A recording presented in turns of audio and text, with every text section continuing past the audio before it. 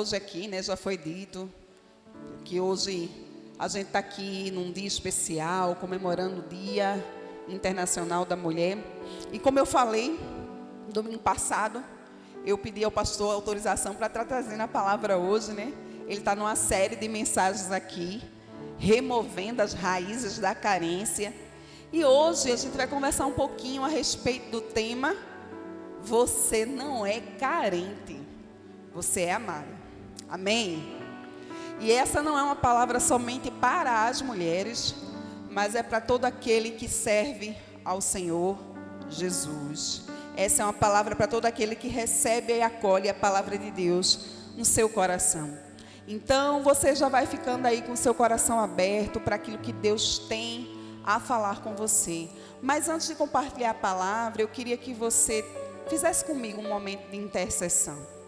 Eu queria que você lembrasse agora de uma mulher que você pode interceder nessa hora. Ela pode ser sua irmã em Cristo, ela pode não estar aqui nesse momento, ou ela pode ser alguém que seja alvo da propagação do Evangelho. Intercede comigo agora, nessa hora, por mais uma mulher. Há tantas carregando tantos fardos, tanto peso, tanto sofrimento, e a sua voz é voz de profeta, amém? Então, apresente ao Senhor a vida dessa mulher nessa hora. Comece a orar e a declarar a palavra de Deus, a bênção do Senhor sobre a vida dessa mulher, em nome de Jesus. Sim, Pai, eu me uno aos meus irmãos e apresento a Ti, Senhor, a vida dessas mulheres, Pai. Senhor, aquelas que estão enfrentando momentos de enfermidade, Senhor. Oh, Pai, a Tua palavra nos diz que o nosso Senhor Jesus Cristo é a cura e que Ele já conquistou na cruz a nossa cura. O castigo que nos traz a paz estava sobre Jesus. Pelas suas pisaduras nós fomos sarados, Senhor. Por isso declaramos, Senhor, sobre a vida daquelas que estão enfermas, como a nossa irmã Maria, a cura do Senhor, Pai. Ó Deus, e tantas outras que precisam de uma intervenção do Senhor, meu Pai. Seja nas suas emoções, nas suas famílias, Senhor, sobre a vida de seus filhos, sobre o seu casamento.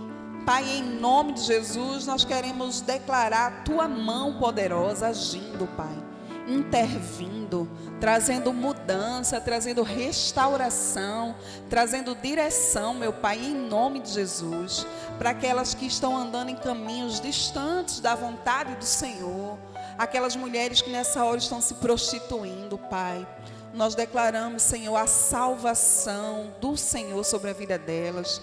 Nós declaramos, Senhor, a libertação do Senhor sobre a vida delas, sobre aquelas que estão, Senhor, presas aos vícios, Pai. Em nome de Jesus, nós declaramos, Senhor, libertação e salvação, encontro pessoal com o nosso Senhor Jesus Cristo. Nós declaramos, Senhor, a Tua vontade perfeita se estabelecendo. Nós declaramos também, Senhor, sobre a vida de cada mulher daqui dessa Tua igreja, Senhor, dessa comunidade de fé, a bênção do Senhor, meu Pai. Nós queremos declarar que elas serão filhas segundo o Teu coração, que elas estarão empenhadas em ouvir a Tua voz e obedecê-la, Pai. Que elas serão melhores filhas, melhores esposas, melhores mães, assim como o Senhor deseja que sejamos, Pai. Senhor, nos dá da Tua graça, Pai. Nos dá da sensibilidade do Teu Espírito. Nós queremos ouvir a Tua voz nessa hora, em nome de Jesus. Amém. Então eu queria conversar com você um pouquinho nessa noite. Nós temos, durante essas semanas, ouvido tanto a respeito de carência. Mas a verdade é que quando o nosso Pai, o Deus Criador de toda a terra, começou a dar palavras de ordem para que o mundo viesse à existência, lá no Gênesis, não tinha carência, meu povo, tinha? Não, porque no modelo de Deus, eu estou aqui brigando com o ventilador, mas vai dar tudo certo, em nome de Jesus, vai operando, Senhor, a bênção. Está vendo como o Senhor já, glória a Deus, responde rápido, Jesus é ligeiro. E aí, ó, você vai concordar comigo que no início de tudo não tinha carência. no projeto lá do Éden, não tinha carência. Afinal, o nome Éden é jardim de delícias, né? A presença abundante de Deus, falta nenhuma de nada existia ali no jardim. E o que eu quero que você observe comigo é o ato da criação do homem e da mulher. Abre aí a tua Bíblia, Gênesis capítulo 1, os versículos 26 e 27. Gênesis 1, 26 e 27.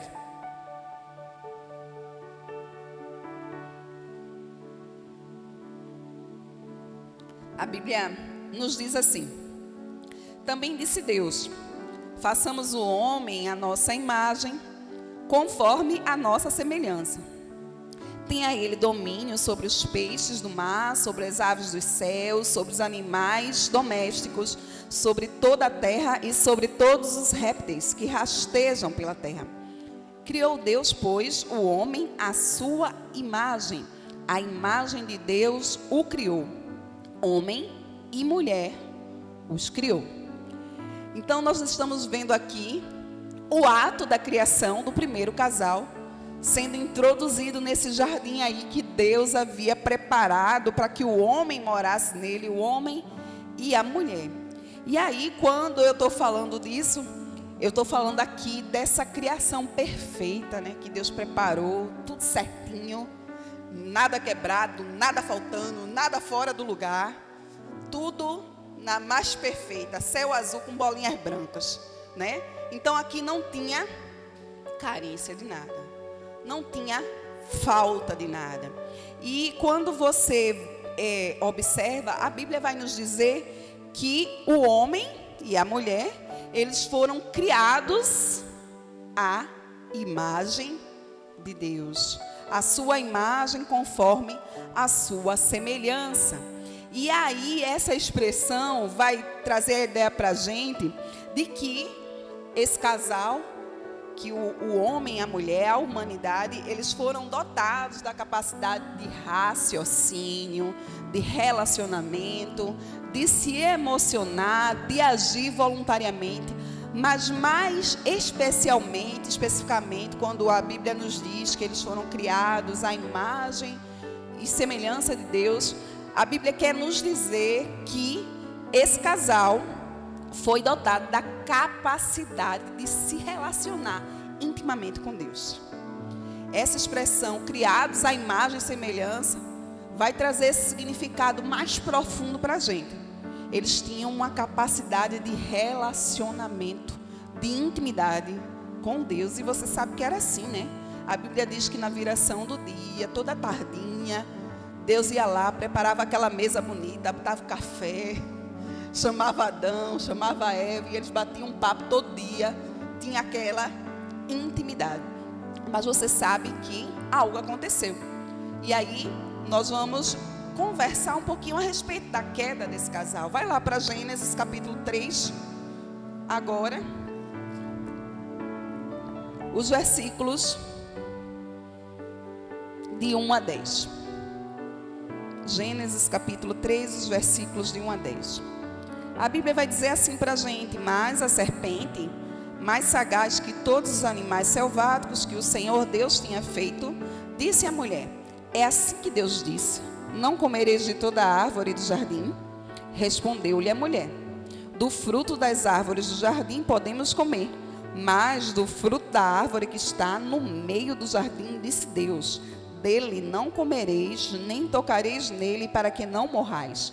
Então a serpente disse à mulher: é certo que não morrereis, porque Deus sabe que no dia em que dele comerdes, se vos abrirão os olhos, e como Deus sereis conhecedores do bem e do mal. Vendo a mulher que a árvore era boa para se comer, agradável aos olhos, e árvore desejável para dar entendimento, tomou-lhe do fruto e comeu. E deu também ao marido, e ele comeu. Abriram-se então os olhos de ambos, e percebendo que estavam nus, coseram folhas de figueiras e fizeram cintas para si. quando ouviram a voz do Senhor Deus, que andava no jardim pela viração do dia, esconderam-se da presença do Senhor Deus, o homem e sua mulher, por entre as árvores do jardim. E chamou o Senhor Deus ao homem e lhe perguntou: onde estás? E ele respondeu: ouvi a tua voz do jardim, e porque estava nu, tive medo e me escondi. Então, aqui a gente está vendo o relato do momento da queda. Aí, uma conversa maluca de uma serpente com a mulher, porque eu acho que os bichos não falavam, ou os bichos falavam, né? Porque eu acho que para Eva conversar com a serpente, ela devia estar acostumada a falar com os bichos.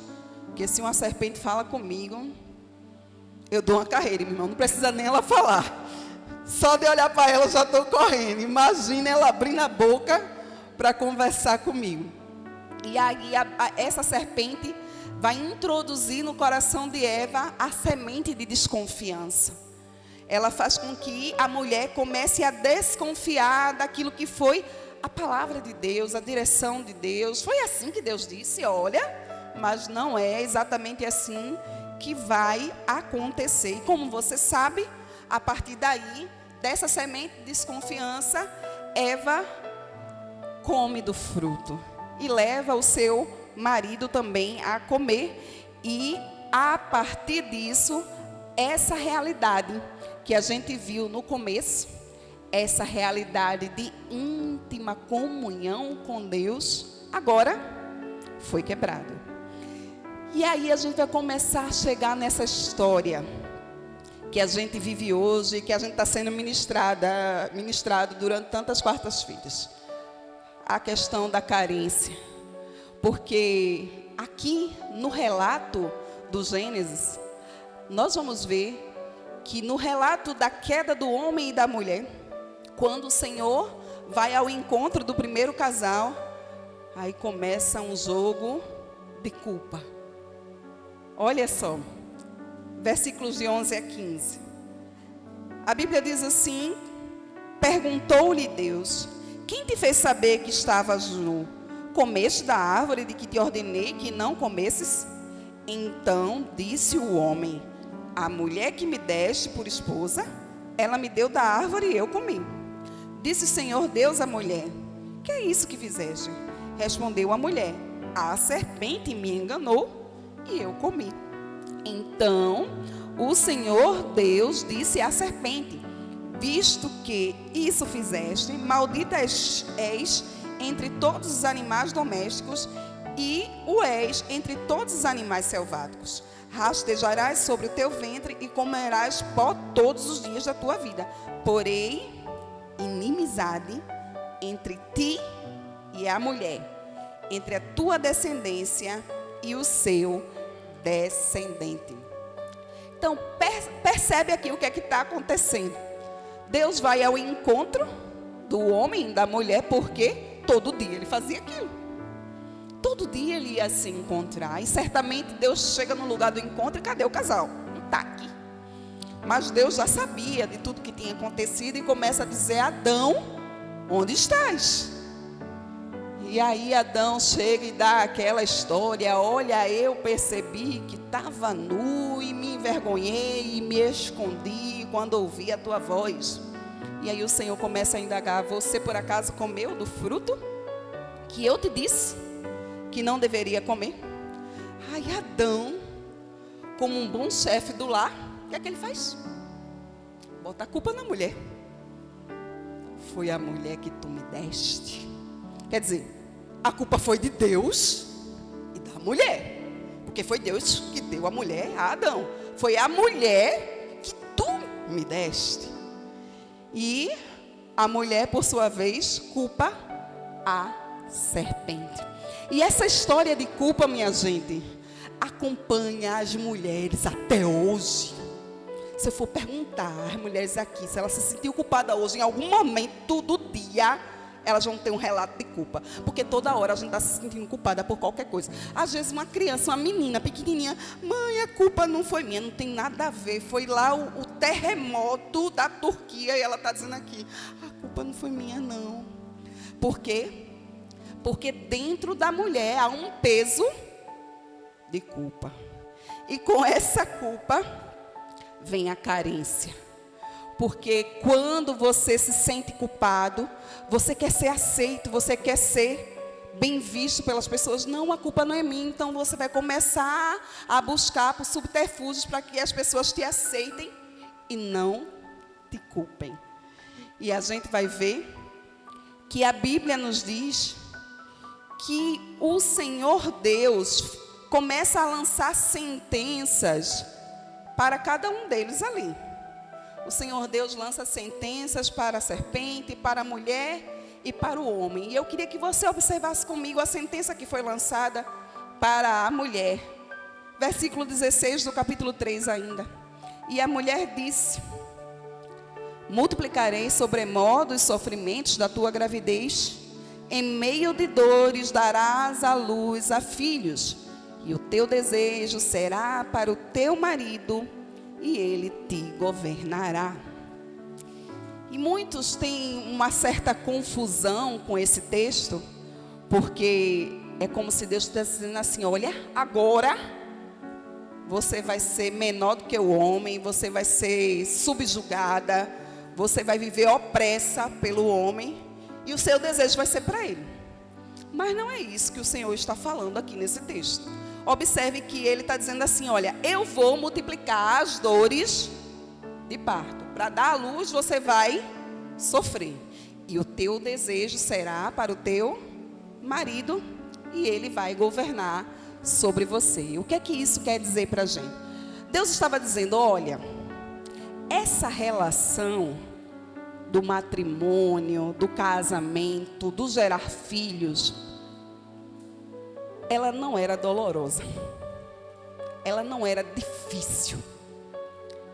Mas agora, por causa do pecado, por causa do erro que você cometeu, mulher, eu vou multiplicar as dores de parto, as dores para que você dê à luz, as dores relacionadas ao casamento e à criação de filhos. Meus irmãos, quem é casado e bem casado, sabe que casamento não é coisa para menino. Só se vive bem em família quando se decide renunciar. Quando eu converso com pessoas a respeito de casamento, eu sempre digo que os ganhos são maiores do que as perdas.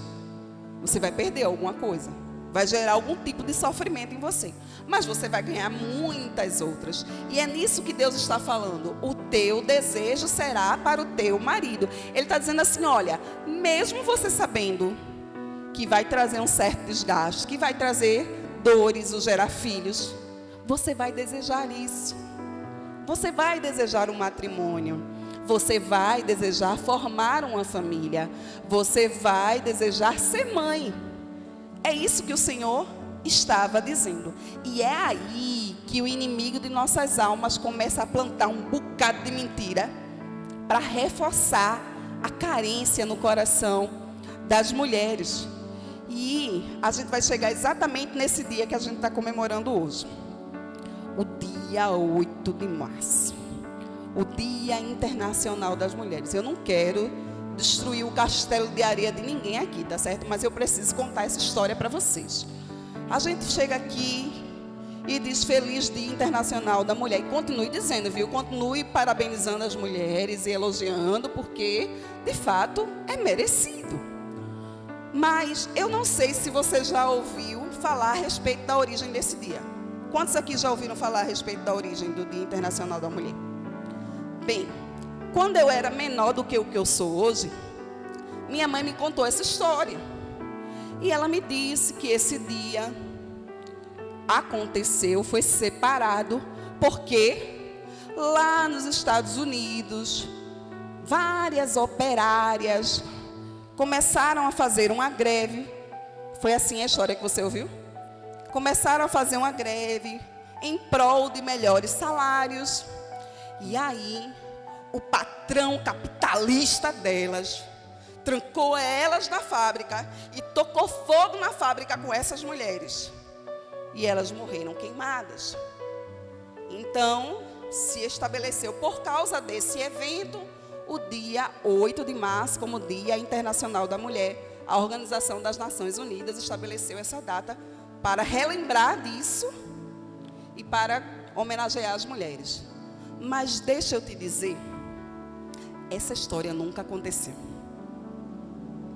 Essa história de mulheres queimadas porque estavam protestando por causa de melhores salários, foi uma história criada. Foi uma história inventada. É uma mentira.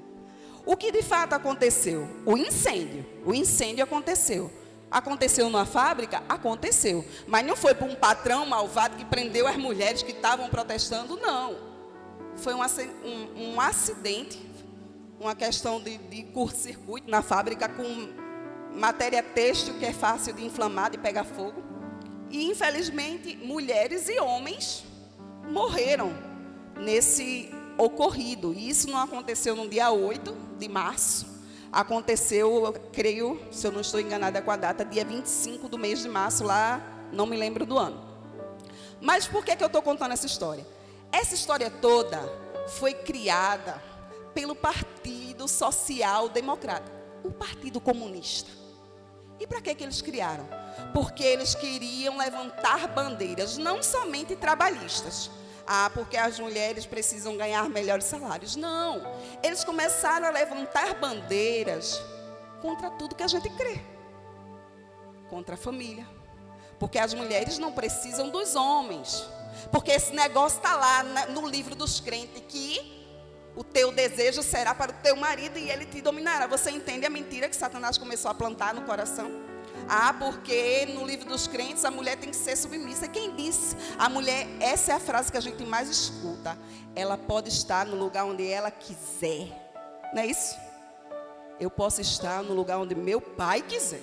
Onde eu quiser não, porque eu não tenho gosto. A vontade é dele. Então você observa que Satanás envereda as mulheres por dois caminhos. Ou por esse caminho da revolta, a revolta contra os homens, e a gente vê isso muito forte nos nossos dias, as bandeiras feministas, meu corpo, minhas regras, e as mulheres defendendo aborto e tantas atrocidades. Mas também Satanás envereda as mulheres para outro caminho extremo, que é a dependência emocional. Existem mulheres que são completamente dependentes dos homens, no sentido de que a minha alegria, a minha satisfação, a minha vida é meu marido, é meu casamento. Então observa, não foi para isso que Deus nos criou. E é nesses dois extremos que as carências são geradas, tanto no extremo da revolta, quanto no extremo da dependência emocional. Tudo isso só reforça a carência, porque quanto mais você se afirma, mais você vai querer ser aceita. Isso é uma busca por aceitação. E a mesma coisa é o extremo oposto da dependência emocional. Você só se sente amada se o outro estiver perto, se o outro estiver junto, se ele lhe satisfizer. E isso nunca vai acontecer. Existem pessoas que estão, por exemplo, planejando um casamento com a ideia completamente errada do casamento, pensando que quando casar, aí as coisas vão se organizar, e eu vou ser feliz, Não, tu tem que se resolver antes do casamento. Tu tem que ser muito bem resolvido solteiro. Como disse o pastor Cláudio Duarte, tu tem que estar preparado para perder um pouquinho da tua paz. Brincadeira, gente. Mas na realidade, você deve entender que casamento não é lugar para você se realizar. Você já é realizado em Deus. Amém? Essa é a realidade da nossa vida. Mas a verdade é que Satanás colocou na mente das mulheres essas ideias distorcidas. E isso a gente vai vendo ao longo de toda a história da própria Bíblia e da história da humanidade. E nos nossos dias não tem coisa mais atual do que tantas bandeiras, como a gente escuta assim. Eu escutei esses dias uma mulher falando, porque a população dos homens morre mais cedo, né? Porque normalmente eles estão envolvidos com drogas ou com os homicídios, né, de arma de fogo, e aí os homens morrem mais cedo. Isso uma mulher falando, e ela dizia, graças a Deus. Eu disse, nossa Deus, quanto amor envolvido, né? Quanta revolta contra o sexo oposto, contra os homens. E isso tudo foi uma semente que Satanás colocou. Para quê? Para reforçar ainda mais a carência. Mas e agora? Como é que eu venço tudo isso? Como é que eu venço essa carência? Porque não adianta saber que eu sou carente, não adianta saber que as mulheres estão nesse caminho, que foi uma mentira que Satanás colocou, e ficar só nisso. A gente vai sair daqui frustrado. Mas a verdade é que a palavra de Deus tem a cura para tudo isso, amém? E quando a gente pensa em carência, como eu já compartilhei no começo, carência vai demonstrar para a gente o quê? Falta de algo necessário, né? Você tem privação, você tem necessidade afetiva, como a gente tem conversado nesses dias aqui. Mas, quando a gente pensa no conceito de carência, na visão do mundo, como é que você vence a carência? O mundo diz assim, olha, você precisa conhecer sua identidade. Aí você vai dizer, pastora, mas a gente também diz isso. A gente também fala em conhecer a sua identidade. Mas conhecer a identidade na visão do mundo, sabe como é? É você buscar conhecer-se a si mesmo. É você saber como é a sua personalidade. Tem até uns testes de personalidade, né? Se é fleumático, se é sanguíneo, se é colérico, se é... Olha, gente, nada contra isso, viu? Isso são ferramentas até interessantes. Mas o mundo prega que eu preciso mergulhar em mim mesmo, porque a resposta está em mim mesmo. E quanto mais eu busco esse autoconhecimento, mais eu afirmo a minha identidade. Só que isso só vai levar e gerar dentro de mim mais frustração. Por quê? Você lembra do ato da criação? Nós somos criados à imagem e semelhança do Senhor. Então não é me conhecendo que eu afirmo a minha identidade, mas é conhecendo ao meu Pai. Quanto mais eu e você conhecemos de Deus, mais a nossa identidade é firmada, mais eu me aproximo da realidade de quem Ele é e menos carente eu sou. Por quê? Porque Ele me supre em todas as minhas necessidades. Você lembra que essa ideia de ser criado à imagem e semelhança de Deus vai falar para a gente de relacionamento, de intimidade. Então, quanto mais íntimo, quanto mais perto, mais a glória dele é refletida em mim. E mais parecido com ele eu fico. E menos carente me torno. Você entende? A Bíblia vai falar para a gente de uma mulher que descobriu quem ela era. Na realidade, ela sabia quem ela era. Ela era. E eu quero que você abra a sua Bíblia aí comigo. Nós vamos ler Josué.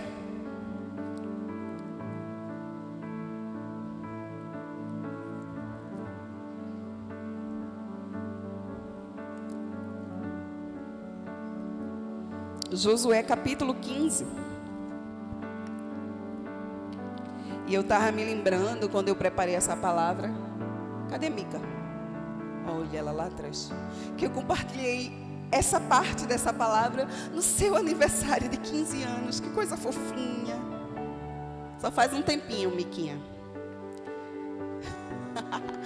Mas é bem oportuna e vai falar muito ao nosso coração.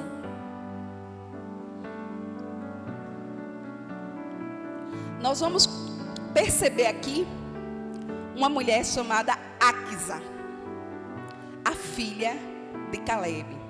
Josué capítulo 15, a partir do versículo 13. Diz assim a palavra do Senhor: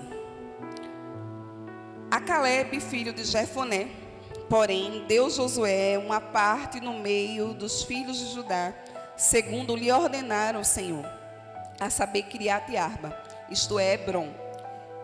Este Arba era o pai de Anak. Dali expulsou Caleb os 3 filhos de Anak, Sesai, Aimã e Talmai, gerados de Anak.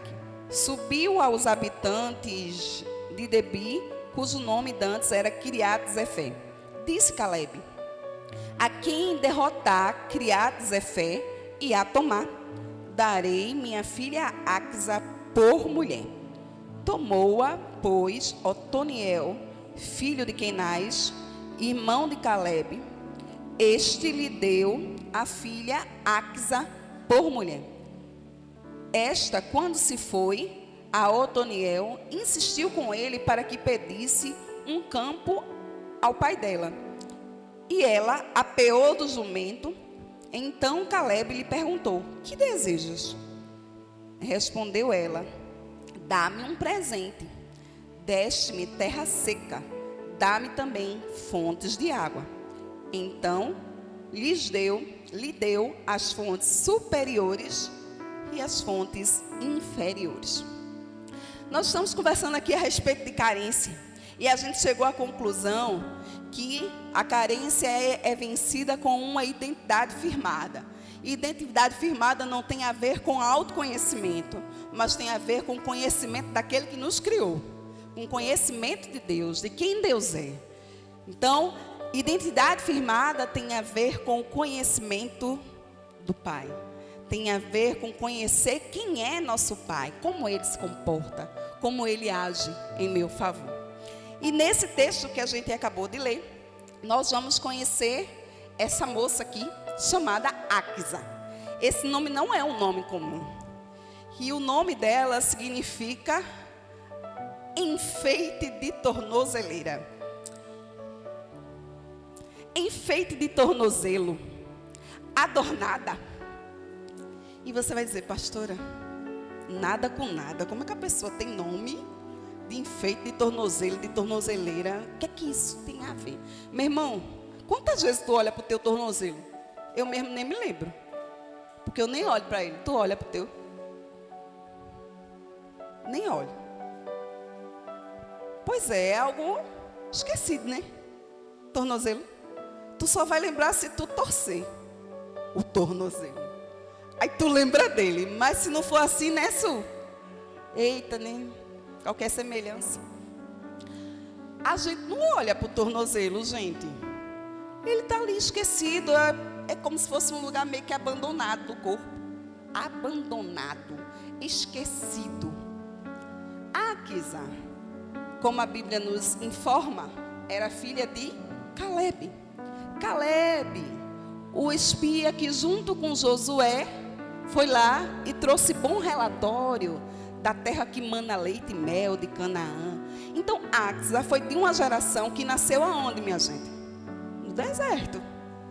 Ela foi de uma geração que os seus pais saíram lá do Egito. E no deserto ela foi gerada, no deserto ela nasceu, no deserto ela se tornou jovem. E agora eles estão conquistando Canaã. Agora eles estão conquistando a terra prometida, mas eles ainda estão conquistando. Eles não chegaram nessa terra, não é completamente deles ainda. E o que isso quer me ensinar? Axa significa enfeite de tornozelo. Deserto é lugar que você lembra que gosta de estar? Não, eu pelo menos não gosto não. Eu vim subir nessa ladeira hoje para ir na casa de Cleirinha, morrendo. Cheguei na casa de Cleirinha, botou logo o ventilador assim em cima de mim. E João dizendo: parece um deserto. Pois é, ninguém gosta de estar em deserto. Ninguém fica pensando em deserto. Meu irmão, se tu pensa, por favor, né? A gente passa pelo deserto dando glória a Deus porque a gente é crente, mas não quer estar lá não. Mas a realidade é que quando Deus coloca o crente no deserto, é para que ele deixe o lugar mais bonito. É para que ele seja o enfeite do tornozelo. É para que ele mude aquela realidade. Axa era essa mulher que foi escolhida por Deus para mudar uma realidade, para mudar a realidade do deserto. Olha só, nós estamos aqui, Axa, essa filha de Calebe, se tornou um prêmio. O seu pai disse assim: olha, o homem que conquistar a cidade de Quiriat-Zefé vai ganhar de prêmio a minha filha Axa. Eu vou te contar. Obrigada, Jesus, louvado seja o teu nome, porque o Senhor restaurou a dignidade. Dignidade, obrigada, Jesus. Imagina, Albânia vai estar dada prêmio, Vanderlei conquistou o Alto do Bigode. Ô, glória! Mas se fosse Vanderlei, estava bom, né? Porque o indivíduo a pessoa nem conhecia às vezes, né? Mas enfim, essa era a realidade de Axa. E diz a Bíblia que Otoniel, um homem valente, vai lá e conquista a cidade de Kiriat Zefé. E chega lá para Caleb, conquistei, me dê meu prêmio. E aí ele recebe Axa em casamento. E você sabe que na cultura, quando se casava, se dava o dote, né? Dava aquele presente. E o dote de Axa não foi um negócio muito bonitinho. Ela ganhou um deserto. Uma terra desértica do pai. Toma, e vai viver com Otoniel no deserto. Né? E aí, minha gente, eu fico pensando. Você casou, você foi dada prêmio, e o teu pai te deu um deserto. Como é que você se comporta, crente, no deserto? Me explica. Me diz aí, mulher, quando começa a faltar as coisas em casa, que tu abre o armário e está parecendo uma visitação do Espírito Santo, o vento soprando dentro do armário. Alguém aqui já passou por isso? Quando tu vê o boleto chegando e tu vai ter que jogar para cima, o que tu segurar é o que tu paga. Como é que se comporta no deserto? Qual é o teu comportamento? Vai ser o quê? Reclamar? Colocar para fora as tuas carências? A revolta porque o Senhor não está vendo? A gente tem muito a aprender com Axa. Porque esse não foi o comportamento dela. Afinal, ela foi forjada no deserto. Ela aprendeu a viver no deserto. Ela aprendeu a ser suprida no deserto. Porque foi no deserto que o Senhor botou a nuvem e a coluna de fogo. Ela conhecia o Deus que supria no deserto. E esse é o seu Deus e é o meu Deus. Você não vai ter que viver de carências. Você é suprido. Você é suprida no deserto. E Axa vai começar a nos ensinar um comportamento de alguém que sabe quem é. Ela recebeu esse presente. É verdade, ela recebeu um deserto. E diante dessa realidade, muitos de nós aqui somos engolidos. O que é que eu vou fazer no deserto? Porque a minha vida está difícil e eu vou morrer, é melhor morrer. Vai fazer que nem Elias. Tira minha vida, porque para mim melhor é morrer do que viver. E aqui eu vou me enterrar, eu vou procurar um zimbro para ficar debaixo dele e vou morrer aqui mesmo.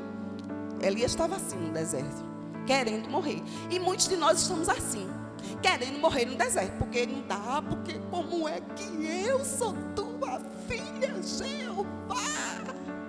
E o Senhor me deixa passar por isso, né? É a mesma conversa de Adão. Foi o Senhor que fez isso, a mulher que tu me deste, e a culpa é de Deus. E tu começa a reclamar, só que não é essa a resposta que teu pai espera.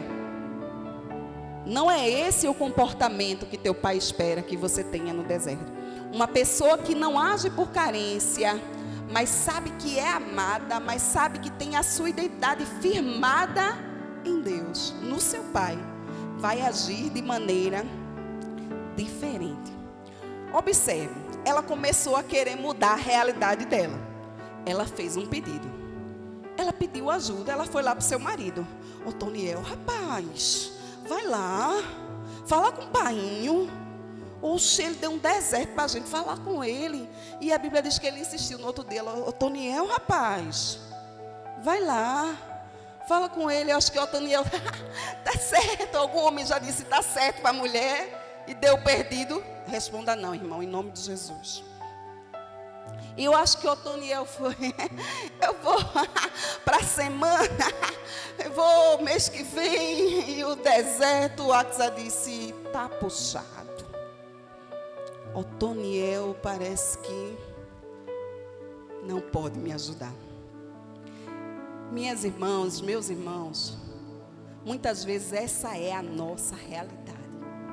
Nós estamos buscando ajuda em pessoas, em situações, em circunstâncias que não podem nos ajudar. E a gente quer que essas pessoas supram as nossas carências. Axa foi lá e disse assim, resolve aí, faz alguma coisa. A Bíblia diz que ela insistiu. Mas a verdade é que a realidade não mudou. Ela continuava no deserto.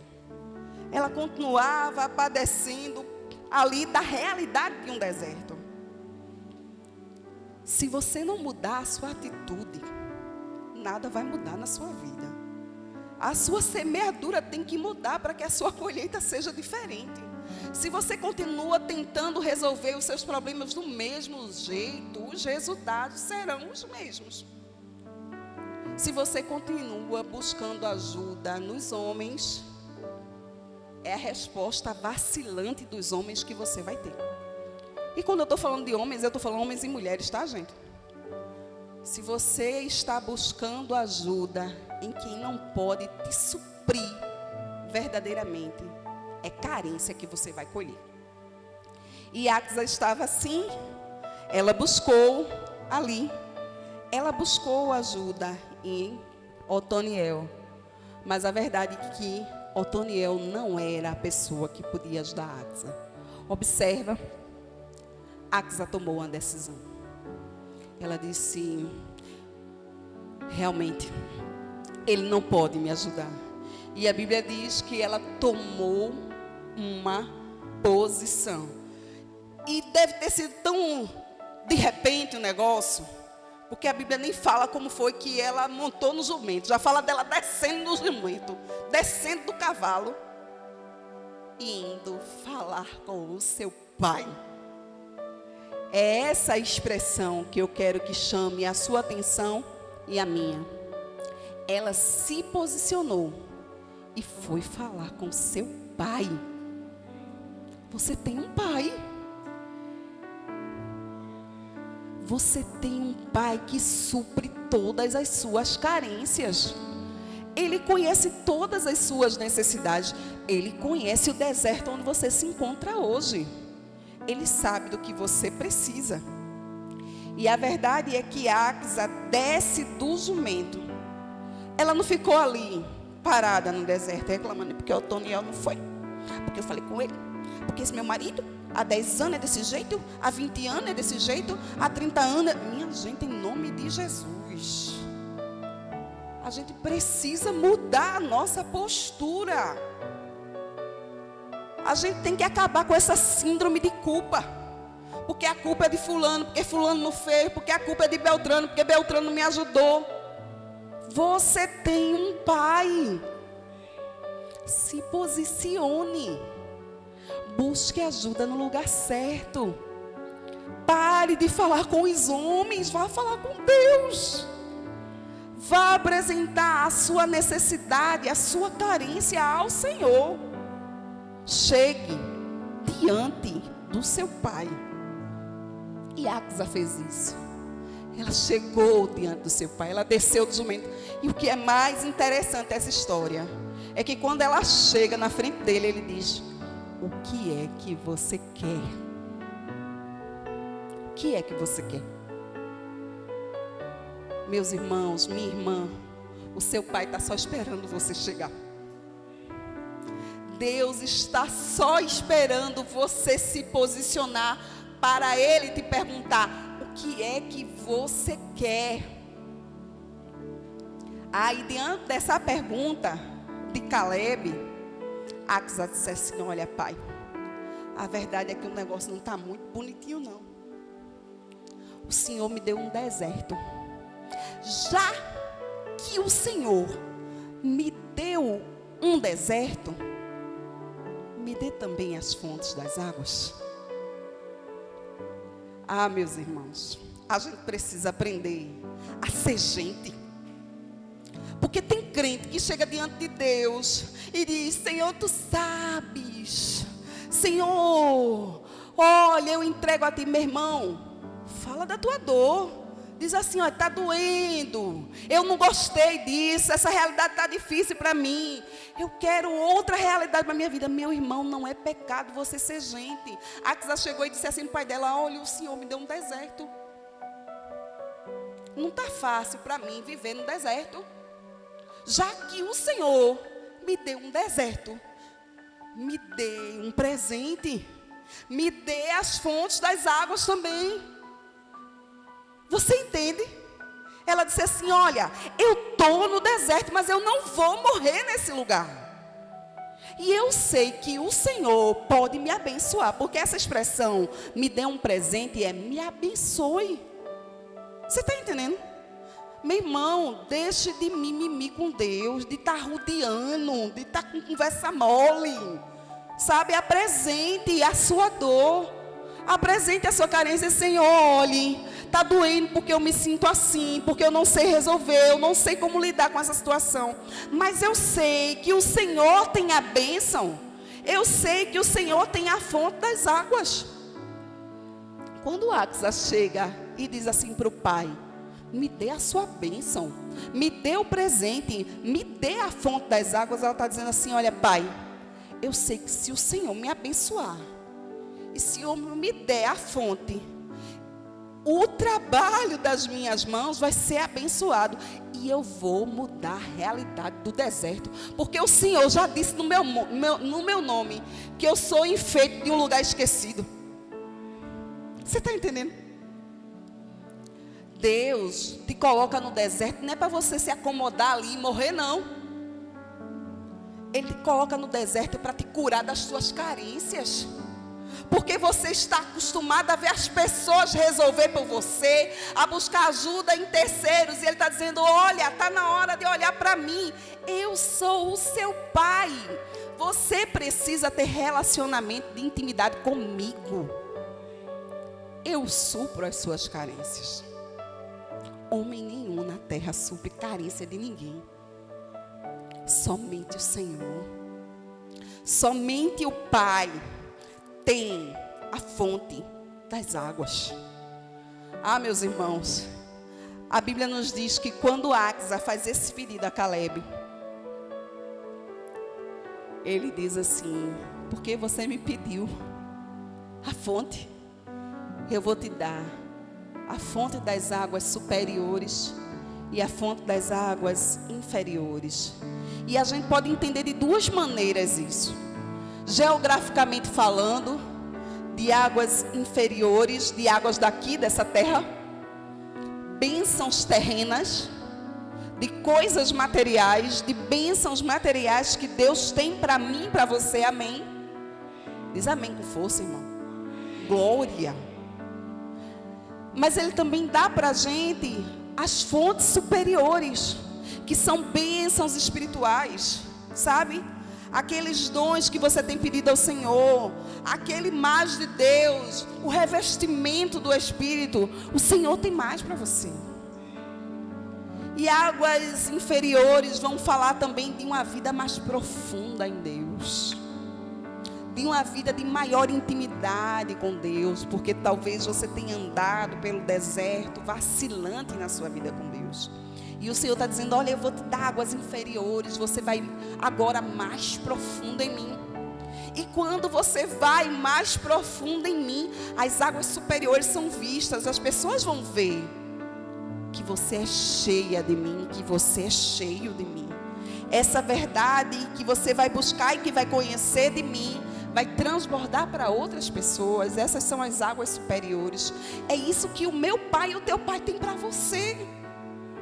Você não precisa da afirmação dos homens, você não precisa levantar bandeiras de movimentos, de feminismo, de tantas coisas, de tantas mentiras que Satanás estabeleceu.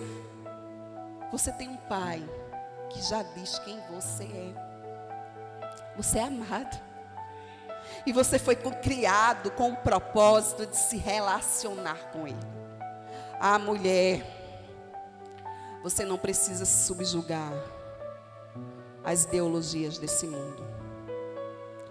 E eu fico pensando que a forma mais escandalosa que eu tenho para comemorar esse dia é dizer: Pai, eu dependo completamente de Ti. O Senhor é a minha alegria. Como diz o salmista, o Senhor é a porção da minha herança. O Senhor é tudo que eu tenho. Em Ti eu tenho plena satisfação. Eu não preciso da afirmação das pessoas. E eu nem preciso mostrar para elas que eu tenho que ocupar lugares que elas dizem que eu tenho que ocupar. Não, eu não tenho que estar no lugar onde eu quero estar. Eu não posso dizer meu corpo, minhas regras, porque meu corpo é templo e morada do Espírito Santo de Deus. Por isso as regras são dele. É ele quem dita como as coisas acontecem aqui dentro de mim. Eu não vou para onde eu quero, eu não faço o que eu quero, eu sou submissa ao Senhor. Essa é a satisfação da minha vida. E essa tem que ser a satisfação da sua vida. Ser completamente entregue a um relacionamento de intimidade com o seu Pai. Ele supre a sua carência. E olha, quando a Bíblia diz que Axa é enfeite de tornozelo, que ela veio para trazer beleza a esse lugar que era um deserto, eu vou te deixar com um trabalhinho de casa. Procura ver a respeito do deserto do Negueb. O salmo fala, o salmista fala, em que determinada época do ano, esse deserto é inundado. E esse deserto floresce. Esse deserto fica cheinho de flores. Porque um dia, uma mulher pediu ao seu pai a fonte das águas e cultivou naquele deserto. E ela mudou a realidade daquele deserto. E esse deserto até hoje floresce. Ah, meus irmãos, você não sabe o que Deus é capaz de fazer quando você se entrega num relacionamento de intimidade com Ele. Quando você tem Ele como supridor de todas as suas carências. Deus te supre. Na realidade, Deus destrói as tuas carências. Porque Ele é tudo que você precisa. Ele é tudo que eu preciso. Nós não precisamos da aceitação dos homens.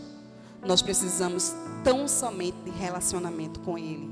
Eu queria convidar você a ficar de pé no seu lugar. Em nome de Jesus. Vamos adorar o Senhor.